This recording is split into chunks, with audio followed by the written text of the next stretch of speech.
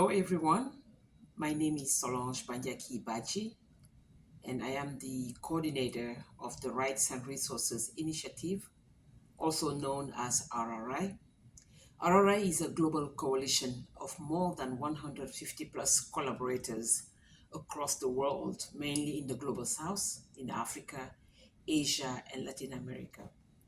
And our mission at RRI is dedicated to promoting the rights of Indigenous peoples, local communities, and Afro-descendant peoples to land and to forest and to all resources. As part of this conversation during the Global Landscape Forum, I would like to talk to you about three things. One is my vision to the earth, about the earth. The second is the role of rights recognition in achieving this vision. And third, also, how as a global coalition, we are working towards that vision and promoting the rights of local communities and right holders organization. First, regarding my vision to the earth, I would like to say that I would like to see a world where all communities have secure right to land and to resources, but also they have the right to govern and to control their territories and the resources that they use. Also, it is important to talk about the gender dimension because, as we know, within communities, women and youth they play a key role in natural resource governance and management. So it is important also when we do work around landscape restoration, around conservation, climate change mitigation and adaptation, to make sure that women, youth, and men are all included as equal partners, but also that their rights are respected and recognized. And another aspect that is really important that I want to touch on today is really the role of community rights in achieving the vision. As we know, more than 2.5 million indigenous people, local communities, and Afro-descendant live in land and territories that have high biodiversity, but also that are hotspot for restoration. At the same time, also, what we have seen is that the right holders movement, the networks, have been advocating for many years for their right to be recognized. And it is great to see that at this moment, at the national level, regional and global level, we have seen some progress. And one of the progress is that land tenure security for both communities and community women is now recognized as an integral component of the 2030 agenda, and without which the Sustainable Development Goals, the Kunming-Montreal Global Biodiversity Framework, and the Paris Agreement objective cannot be achieved. So it's really great to see all the right-based agenda within this global framework. At the same time, also, evidence research has shown that in areas where communities have legal recognition of their rights, we have high biodiversity conservation.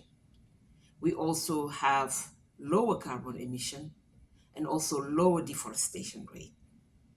This is the fact, and this is what research have shown. At the same time, research have shown that while communities control more than half of the forested land, they legally own only 11%. At RRI this year, we've published our flagship report, Who Owned the World Land? And one of the major findings is that land ownership is still very low, only 11%. And in countries that have great legal and frameworks, actually, the implementation is still an issue. So there's a lot that need to be done.